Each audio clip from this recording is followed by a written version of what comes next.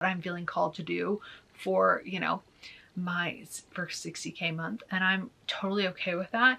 It's invited a lot of healing, but I will say that even before having the money and calling it in, a lot of this has radically shifted my life. Hello friends, welcome back to my channel. So shared in a recent video that my goal right now was to raise my energetic minimum to $60,000 months.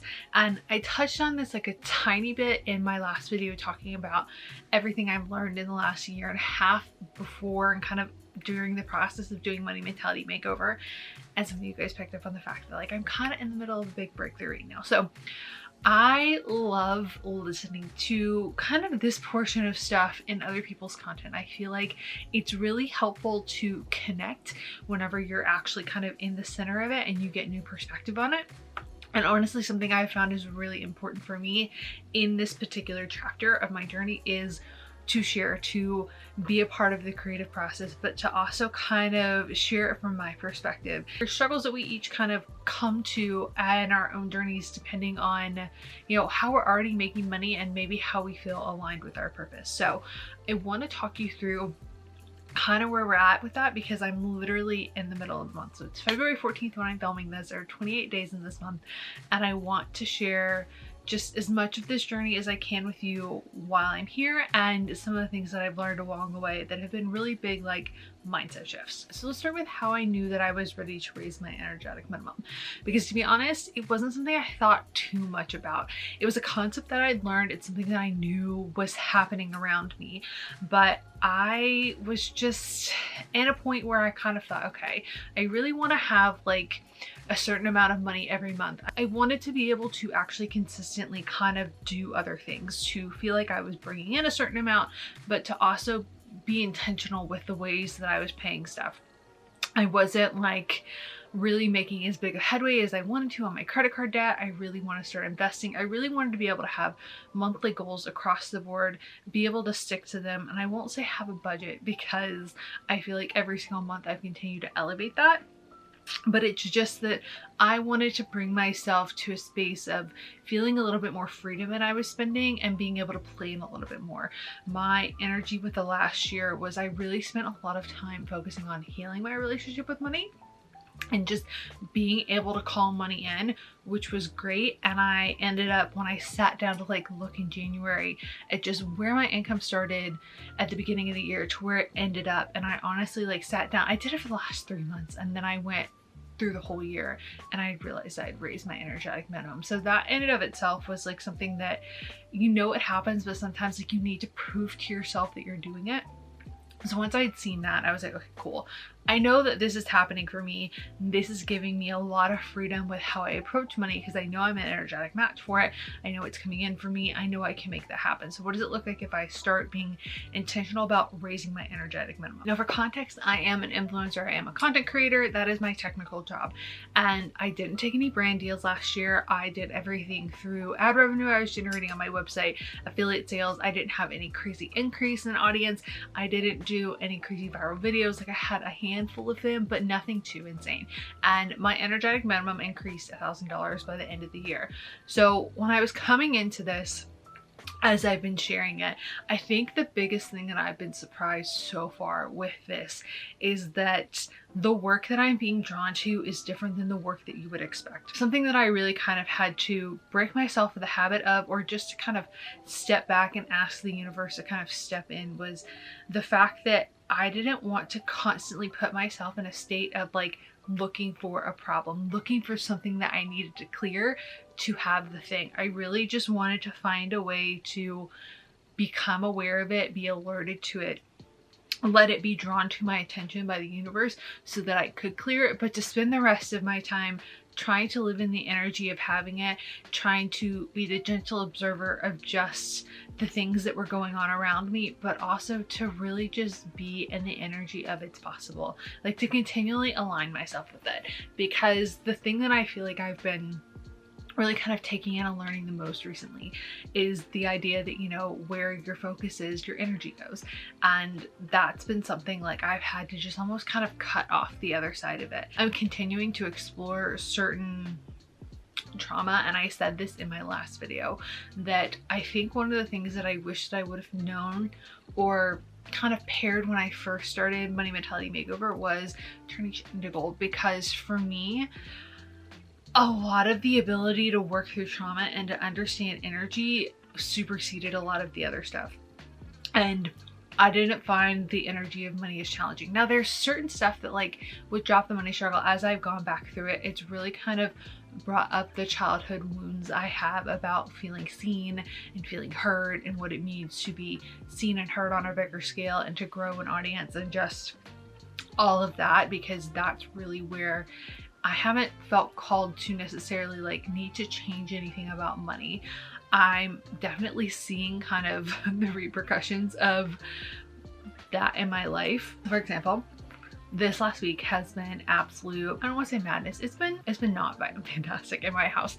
Part of my journey has been that when you're financially tethered to somebody else, it can take some time to separate where your financial energy is and where theirs is. And there can still be some kind of like lingering threads there. And so I've really done the work to kind of separate for that for myself. And I saw that in how I was manifesting money towards the end of the year, where I was getting more money to myself and I wasn't necessarily receiving it for somebody else. And so as I've really kind of like broken off those things, I don't know if maybe some of my own personal energy, and you guys can tell me if this has been your experience, some of my ability to remain positive about things and to have a different energy was kind of propping up the whole situation, and we were both a little bit more balanced. And now that it's not the same, things are crumbling a little bit. But in our household, we've had a lot of things break in the last week, and it's to the point where like the plumbing broke and it ended up being a really big thing, and they couldn't come for several days. And then when they did come, they're like, no, you have to call this person first. We can't even touch it. So the initial thing wasn't the problem. It was the second problem, where we ended up needing to pay somebody to do this like really intense cleaning because the plumbers weren't going to even touch it. And so we did that, and then the plumber still had to come back out. But on top of that, the washing machine broke, and that was supposed to get fixed this morning, and they did get it fixed this morning. And then literally an hour later, the plumbing issue was back. So it's just like it's not even a problem thing, because I'm very much the person who's just like, you know, things happen, like, you know, it is what it is. But I can kind of see where the energy or the frustration coming from the other people living in my house is like, it's a money situation because this isn't my house. So it's not something that I'm currently, you know, having to invest money into. It's not coming out of my pocket. Well, I kind of try to contribute towards it, yes, but it's not a primary concern of mine. I don't own it. So it just becomes that kind of a situation where I can see how stressful it would be if to have a different energy around money. And I'm kind of like, is this the universe testing me or showing me, you know, what it looks like to kind of elevate, but to also have peace around money? Because there have been many times in this journey over the last year where I thought I was making progress with something, and something would come up financially in the household, and the other person in my house would have a strong visceral reaction to it, and I wasn't quite on the other side of it, or I didn't have enough separation and confidence in myself and how I was gaining and receiving and spending and earning and doing all the things with money, that it would just kind of tank me, and I would feel really triggered, and I would have to pull myself back up. We're kind of in a space now where I've identified that I have an energetic minimum. I have identified that I'm ready to step up that energetic minimum. I picked a number that felt okay, and then I felt guided to pick a significantly larger number. Like, I didn't start with $60,000, and I went through the process of it. And that's also like, that 60,000 covers, not that I have to explain it, but I feel like it's helpful. That covers my team. That covers me getting to create more at the level that I want to create, and having people to kind of help me do it, to have the impact that I want to have, to tell the stories that I want to tell. But you know, there's a chunk of it that's like, this much goes to taxes, this much goes to my team, this much goes to this investment.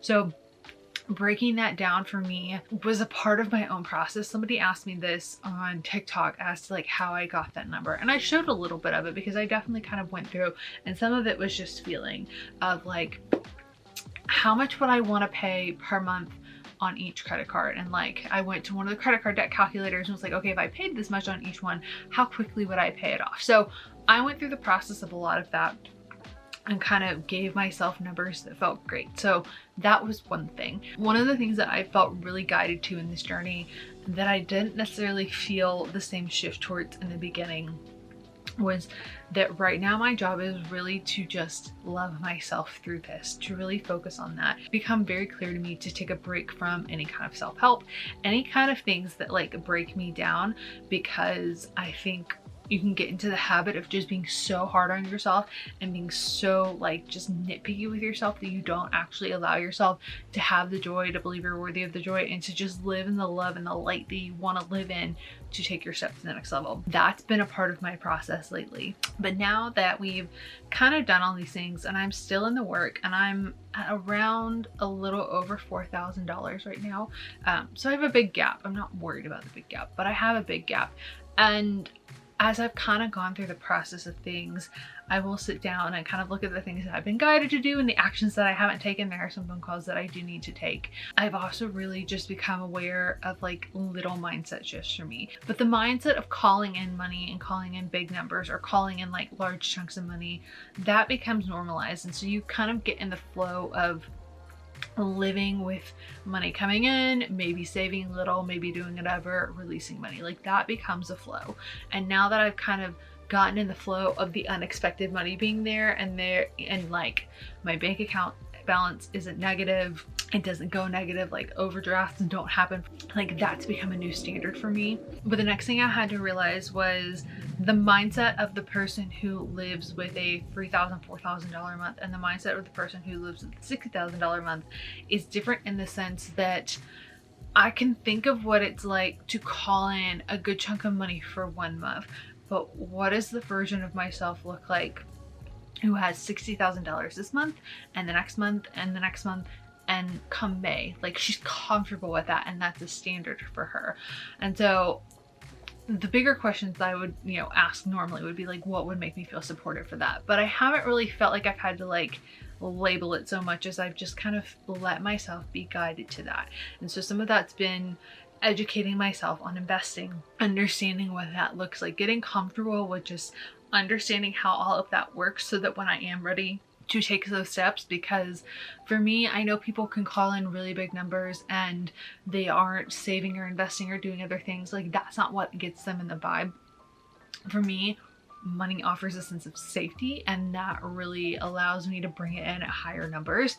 And to kind of parallel that safety, that's also a matter of saving and protecting myself for future whatever. So knowing that that's like a part of my own personal process, and that's what makes me feel more comfortable with bringing in money, but also knowing that that's how I'm going to choose to kind of like line it up, even if it's not in the sense that like you would expect. I had a really long time where I felt like if I was going to have these big numbers, that the first thing that I should do would be to like move out, to buy a house, to do all of these other things, because I haven't particularly wanted to stay where I am. But then I kind of got to the point where I realized that wasn't maybe my next steps with this. It could be my next steps, but at least the version of myself that feels really comfortable and really supported and feels safe enough to take that next step. She has a few months where she's just really saving and learning and traveling and kind of living in her own freedom of just spending and having money. Doesn't mean she can't do that with all of those other things, but it just allows her to kind of get comfortable with spending at that higher level. So there's a difference for me and the person that calls in big chunks of money. I said this in a video the other day, but like, we're all, to whatever degree, we all have an energy and like an experience with calling in big chunks of money. And a lot of us might normalize that as like, we get a tax refund and we already know where we're going to spend it. Like we already have this kind of like mindset for it. So, and then it becomes normal, but like having a bigger number than that and having it consistently, that changes how I spend things, that changes how I tackle my goals, that changes how I do things. Because for the longest time I had that mindset of, okay, I'll bring in a big chunk and I'll just wipe out my credit card debt and it'll be fine. And I went through all of the efforts to forgive myself for that debt, to release myself for that debt, to kind of be done with that, and that's all been handled for me. But I've also felt more guided in the sense of the version of me that has $60,000 months could easily wipe out all of her credit card debt, but she's not as worried about that. Like, she knows that she can pay it off over time and also do all of these things, but she has a dedicated chunk of that to pay it off over time. And that just feels a little bit easier versus the straight in, straight out. There's that like stopgap where I feel more comfortable saving, while I feel more comfortable earning, while I feel more comfortable doing a life at that level, versus the version of me that feels safe with money but doesn't, and like it's in and then it's out and there's no kind of actual like comfort of holding on to it. Now, at the beginning of this journey, I did do a money audit for myself. It was just time. It was something that I needed to do in general. I think it's something you probably want to do every few months regardless. Just looking at what I'm paying for, looking at maybe any subscriptions or things that I've tried that aren't working as well as I wanted to, stuff that just didn't feel aligned anymore. It also got me to really take the chance to like look at all of my credit card debt, see what interest I had, get a better idea of what it looked like to pay off everything versus if I could negotiate anything down, which is something I'm still working for. And then I kind of did that with, I will link it down below. I use this template I found on TikTok, and it is a great like monthly budget kind of template so you can get an idea, but I like that it has all of the different sections for things. And so I did that in the initial sense of like everything that I have on my plate now, and then I did it for my dream budget. Now, I don't necessarily use this like daily or regularly. I will use it a little bit when I feel like I really want to check in on my habits. I went through and put in all my January stuff and I was like, wow, I did a lot of DoorDash, or I did a lot of whatever. And so I had to be like, okay, how do I feel about this?